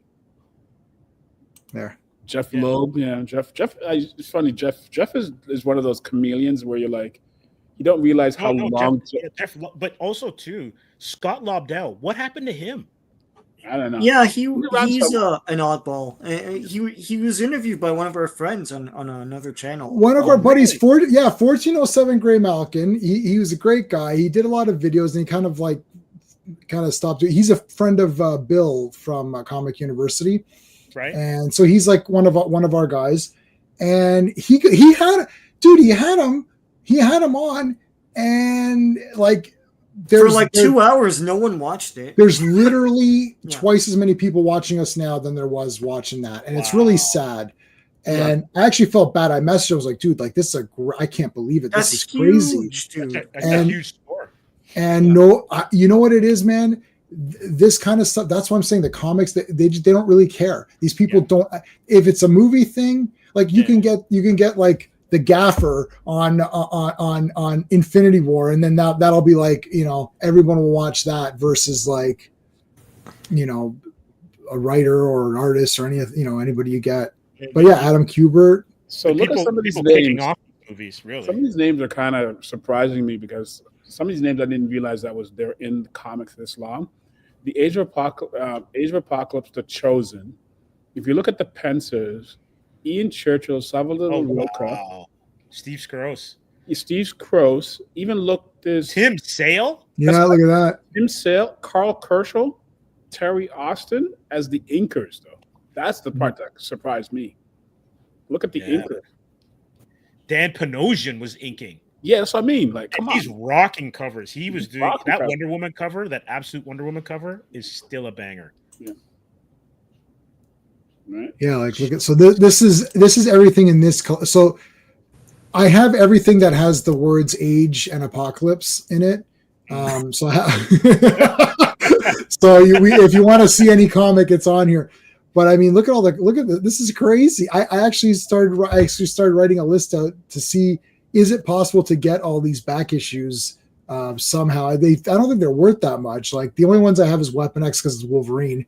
So I'll tell you right now what I have. I have X-Men Alpha. I have the Amazing X-Men 1-4, Astonishing X-Men 1-4, X Factors. I probably have a good chunk of these. I have X Factor 1-4. Yeah, I have the Excaliburs. I have the Weapon X's. I have the X-Man. I have the Age of Apocalypse, The Chosen. I have X-Man is Vulcan, right? Yeah, I have the X-Man Omega as well too. So that's pretty damn good, Vaughn. You got like almost all of it, pretty much. Dude, when you hear that I was an X-Men collector, I was an X-Men collector. So, Vaughn, what the heck was Gambit and the Externals? I have no idea what that is. It was pretty much his team. So he splintered off because that's when they started learning that Gambit was kind of playing both sides. And they kind of played it up in this storyline a little bit because I think, I don't know if it's before this or a little bit after this, they kind of find out that, like the same thing, Gambit was an agent of... Sinister? Yeah, Sinister, right? So they had trust issues, according to them. There's Legion. Yeah. Legion, and everybody's doing their best. Actually, go back. Who's the pencil? Is this Fraga?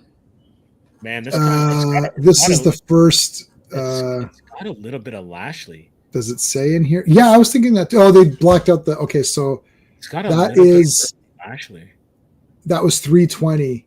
So Roger Screws, Ron Garney, and Ian Churchill. Okay, it might be Cruz. Andy Kubert, Ron Garney. It could be Cruz. Might be Cruz. Roger Cruz. Cruz. A little bit weird though because there's a couple of different inkers there. Mm-hmm. Right. That's a mad cover for sure, but this is where I'm kind of getting lost. Is the insides. Yeah. So I was gonna cover all. I even made a graphic for it. I was gonna do all of Age of Apocalypse. Right now I'm on X-Men 97 or something, or 98. So I'm doing one X-Men video a week. But I was gonna actually do a separate Age of Apocalypse thing, and then I was like, it's too big for now. I'm like, I'll put it on the back burner and do it another time because Sean and I have been doing the Fantastic Fours and Avengers, but. This is where they come. What happens here? Yeah, like they're just learning about stuff. I think. Yeah. I don't know. Is this part of it? Is this? It's kind. I guess because Legion's doing stuff, it's kind of part of it. But yeah, it's funny. I'm looking at this and I can see every single Jim Lee reference. Every Jim Lee reference, man. Absolutely. But I gotta say, this is really exciting to me. Like. This is the last time, or even like up to the Image guys, right? Up to including the Image guys. That was the last time where I was excited. I was like, this just looks like, something cool is going on in this comic, right? You're 100% correct because you know what? And this is not to say that I'm nostalgic for this time necessarily, but this looks like a comic book. Yes. Yeah, exactly. Laid out. Exciting. I'll say the only thing is the 90s-ness of it. Everyone's jacked. Like even like Magneto is supposed to be like 70 or something like that. He's like super jacked. It's like he eats right. Because you know what? Because it's a comic and it looks cool. Look, I want badass Magneto, right? I don't want I'm this frail guy or whatever. It's like why isn't It's supposed to be exciting and cool. And they keep saying, everyone keeps saying, oh, the X-Men. Listen, I don't think nobody read this and thought, oh, I don't want to be an X-Men. You're like, you want to be an X-Men. You're like, what's my mutant power going to be? I'm going to be a jacked up, pumped up guy and fight evil and all this stuff. All of this stuff that people think about after the fact later on, oh, it's all of the comics had all this messaging and all that. The messaging was that you want to be a hero and kick the crap out of people. Like, that was the message. It's like, right? And tell a good story that's exciting. Like, look, they're right away, even when there's not action, it looks exciting. Yes. Yeah. Like there's a kinetic energy in this art from not just like the angles, but everything that's in it. Stances, just everything about this screams something's happening. Yeah, look, she's like, right, falling down. Yep. And it's like, boom, here we got Guardian and all those guys, like, and that was the first issue. That looks super cool. That first issue was bonkers. A wizard. I could probably tell you what I remember this cover. This is a very familiar one, right? This with the sitting. This is Andy. This is when nobody was giving Andy Kubert his love, but he deserved it though. Yeah. See, okay, look at Professor X. This guy looks. How did he get jacked? It doesn't matter. Yeah, he got jacked because he's awesome. He's been working so he can do the wheels. That's why. See, look how badass this is. That's how I'm going to stand around. I'm going to lean and have and the lighting and everything. Come on. Yeah. That's Magneto, right? He could be Magneto. That's Magneto, yeah. He could be Sabretooth in that shot. Well, look at that. Look at Angel. Look how badass that picture is. Exactly. Look at Archangel. This guy's the greatest. Look at how awesome that is. It's like super dynamic. He's coming forward. It's like all this cool stuff.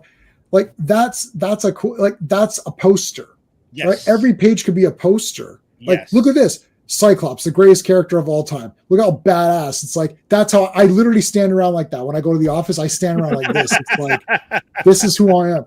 And it's like, look, Gambit is always lighting up. Gambit has smoked 4 trillion cigars because every time he's lighting up, when does he finish one? I feel like he's always lighting one up. He's always lighting one up. Yeah. You know why? Because that's cool. Because fire looks cool. Because fire looks cool.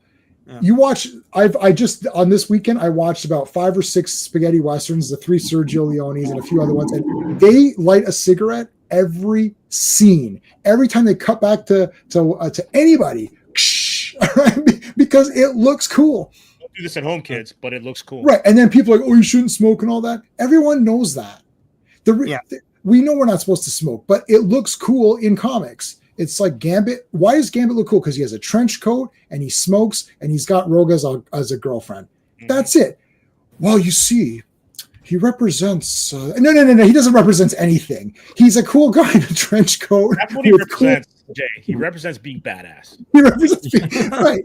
This is the point of all of this. It's right. Like when you stop pretending, it's like this other thing. It's like, look, and because people pretend, here's where comics I think went wrong. When people started to attribute all this stuff to them, then they felt like, oh, there's a responsibility in comics that now we have to tell more stories that, will touch people and it'll address some issues or something. No, it can address them by way of having them part of the story where everyone is awesome and kicking the crap out of people, and you can address stuff that way. But trying to attach all this hyper importance to it then makes it seem like, oh, now if I'm a writer, I have to have this really deep story. Yeah, how about this story? Kid Colt shoots these asswipes that are beating up this guy. That's the story. That's the latest Kid Colt I read. They're whipping this old man, and Kid Colt says, stop it, and shoots them. I'm like, that was awesome. It's like, that's what representation of that is. I don't know. People are dicks. That's the representation. Like, look, she's all beat up. Cyclops isn't like, oh, let's go knit a sweater. He's like, we gotta figure this shit out, right? So she's like, Legion, oh shit, Legion, right? Like, look, she's all beat up. These guys are pissed off. Like, look how awesome this is. Look, even when they're sitting around having coffee, look at Bishop, man. Holy crap! It's like, just like the big super. He's flexing just reading the newspaper. Yeah, he does not skip arm day, and Betsy looks great. But Storm's hair is like coming out of her. She's like powering her hair. Like, there's no need to do that. and for anyone who's an aspiring artist, this panel here, these pages right here where they're just having coffee, Yeah. those are the ones that get you work. If you can nail these and make it exciting or make it look cool, you're going to get a job. Even this guy back here, you can see my mouse. Look, this guy's some old balding man. Even look at his back. Yeah. Just like this, like, right? That's the civilian. Yeah. Even the civilians are awesome. I wish I had this guy's back. Like look at, like, here, look, I'm sure. Wait, what's going on here? Look, I'm an awesome guy. You know why I'm awesome? Because I got like steam coming off me and shit. Steam Like, coming off. I like that. Yeah. No one really did that before. Yeah, that's Iceman. Yeah. It's like, look how cool Iceman. Go ahead, Sean. Yeah, Sorry. I was gonna say, once we get into the actual apocalypse like timeline, all of the armors, I remember the armors looking awesome. Yeah. Like Holocaust looked amazing. He was like a big fat skeleton inside a big fat armor. That's right. Yeah. Okay, look at this. Magneto in civilian clothes is super jacked. He's so good. He has to stand in multiple panels. He's like, I can't just stand in one panel like that. Right? It's like he's so pumped. He's got to be in multiple panels, and then his shadow is his costume because it's like, well, you got to see the helmet. Yeah. Like, so someone drew this, and then they're like, well, where's Magneto's helmet? It's like, well, he's not wearing it. Well, you got to have it somewhere because it's awesome. Okay, we'll have it in his shadow. Perfect. And then someone's going to go online and be like, this isn't realistic. Your shadow doesn't cast your costume. And I know, but it's to tell the readers who this is. Little Andy Kubert. Yeah, but like, look, Mega J, welcome back. Welcome back. Hey guys. Looks like you've had an age of apocalypse yourself. Oh, bro, let me tell you. Toronto traffic. No, it's not. It's not traffic. I'm arranging. Obviously, we're still moving. Like that's yes. Can you believe that? It's still moving after like 2 months. And we got a deal for some furniture, and I was sure, no problem. We can get it in and out, 2 hours max. Yeah, that did not happen. So, well, congrats on the furniture. Yeah, appreciate that. I just literally wanted to pop in again because I still got to finish moving the rest of it out. So I'll pop back in, but I just wanted to say hi again. And that is quite the panel, I got to tell you. Oh yeah, just commenting on, like, Magneto is so jacked and awesome that he has to stand in multiple panels because one is not good enough, and his shadow casts his costume because see, everything in these comics is based on being awesome. Yeah, the problem with a cast shadow of Magneto is because it's so, it's just a round helmet, right? There's not much pure definition there, so they had to do something else, right? So exactly. But I love that they do the red lines to denote everything. That's like awesome. It's just cool. Right? Was this Jim Lee or was it one of his one of his Andy Kubert? Oh, Andy Kubert. Okay. Look at that. Like, that's crazy. The tight pants, man. I love those tight freaking pants. Ladies gentlemen, I got to run out of here. I got to be back here in the morning really early, so I got to get home. All right, Ron. All right, Vaughn. Have a good night, Take guys. it easy. Good night. Until next time. For sure. Thanks for joining, man. I'll see you this weekend. And I gotta pop out in about 5 minutes as well. Yeah, we're gonna be winding it down anyway because we've kind of hit everything else. So, but anyway. Yeah, but just look at this. This might be like before, maybe like the 210s with Civil War and stuff like that. This might have been the last hurrah of that age of comics where everything was just. Let's go further. Okay. Oh my God! Look at that. Was this where Madria cut his teeth around this time, right? Like this was Yeah, Joe Mad was kicking it around this time. Yeah. Oh, what's her name? Domino. Yeah, look at this. Domino. See, like, remember, it's like, okay, I got this idea. Let's make everyone badass. You're reading this comic as a kid, and you're like, I want the figure of everybody in this comic. It's like, I want every character. And Sean, it doesn't even have to make sense. It just has to look cool. Right. This was the extreme era of comics. Like everything, as long as it looked awesome on the page, that's all they cared about. They didn't really care whether or not. Nothing quiet. No.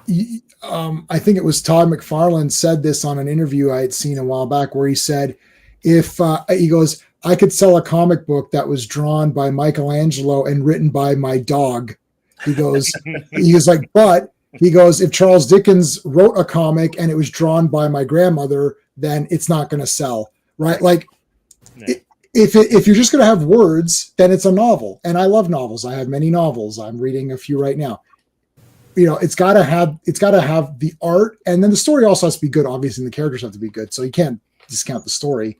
But the art is going to sell it, because you look at it, you're like, wow, that looks cool, and then you're going to read it, right? Like, all of these are, and I just randomly went to a page. I don't know where we're at. So let's go to like page like, I don't know, 400 or something.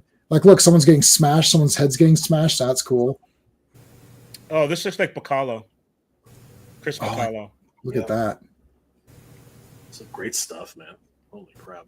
Oh, what was that character? Oh, man. Like the character in white. Do you remember that character's name? No. That one. Yeah. Like, look at this. I want to try to get to, I don't know where the Wolverine or the Weapon X Stuff is? because those are the ones I have. So was Onslaught This is Excalibur. This is Ken Lashley stuff. Yeah, sorry, I was Sean, gonna- go ahead. Was Onslaught the last big X-Men event? It's like the year after this. This is the last one I remember. You might be right. Yeah. Oh, there's Deadpool. Yeah. With like these like goggles and stuff. But like, look, even the talking, like it's a big mouth here and like, you know, oh shit, you know, like. Yeah. It was the age of extreme angles. Look at everything was extreme. Yeah. Yeah. Oh, look, okay, look at this guy. Juggernaut, man. Jesus Christ, Juggernaut. It's like, Juggernaut. this is without, like, I mean, and then you put like armor on him or something. You're like, well, this guy's crazy. Like, you know. Yep. Mm-hmm. Oh my God, this is like you're looking back at this and you're like, this is exciting. Even just flipping through very casually, like the way we're doing, makes it so exciting. And I don't know if you'll agree with me on this one, but like it's not always drawn well. Right. There's stuff like anatomically, you're kind of like, but it just jumps off the page. It works, yeah.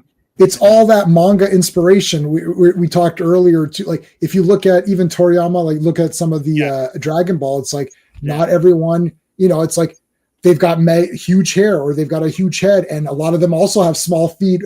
Coincidentally, we were talking about Rob Liefeld and the small feet. They've got the small feet too, but it's dynamic. And when they grit their teeth, you know, they don't have 30 teeth or they have like 50 teeth, and you're like, okay, nobody has that, but it's supposed to show the anger, like they're so, you know, or they're yelling. It's like, oh, and you're like, what? You know, everything's big movement and all that. Like these artists, all of these guys, Jim Lee, McFarlane, like McFarlane, Spider-Man, the guy's like a knot. He's like he's all, you know, but now you think, oh, that looked like, look at Spider-Man. Whoa, like this guy's like, you know, a stretchy guy, you know, he's bendy. And definitely a vision for that character. Yeah. And I know he didn't create that sort of spaghetti webbing. I know he did not create that, but he used it so often that became sort of like trademark, a trademark, even though he didn't create it. But still, it's pretty badass. This looks like Steve Epting, who did the Captain America and Winter Soldier stuff. Oh, cool. Like, see, Jean looks cool here. It's like coming, like everyone. You read this as a kid and you're like, I got to buy the toys. It's like, I got to talk about go to the next day to school and talk to my buddies about, holy shit, did you get that? And we can make fun of whatever it is all you want, but I never, for new comics, I never reread them. I read them, I review them. That's it. Hey, Brian. What's up, Brian? What's going on, brother? Yeah, you know, these where you can go through makes me very, very glad you got out of Marvel before it happened. Phil is one of my guys, and he likes the classic stuff. But Phil, nobody's better than Jack Kirby. Nobody's better than Neil Adams. We're not saying that. But what I'm saying is that this is the last time that I was excited about, you know. But I'm gonna throw this out there, which might be mad controversial, and Phil you can chime in. If you look at Kirby's not anatomically correct either. Exactly.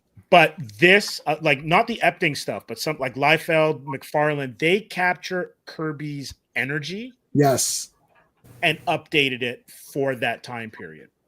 Yep. They mix manga into it, which is like these big panels.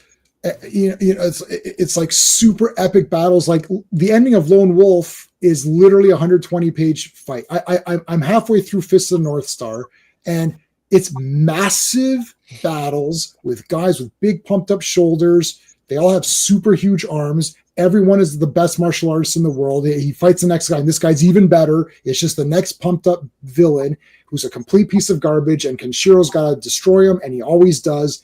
And you're like, this is a badass comic. Fist of the North Star, all of these badass manga that they were reading at that time. Rob has mentioned Appleseed, all the, like all of those kinds of the cyber ones. It's like, and Appleseed's great too. Briarios, the big, huge guy with these got the little, he's kick ass. All these kick ass characters, the women, they're all badass super chicks with guns. Noonan, that's like my wife's favorite character. Shadow was doing some great work back then. And, big time. All of it. Got Orion, all of the.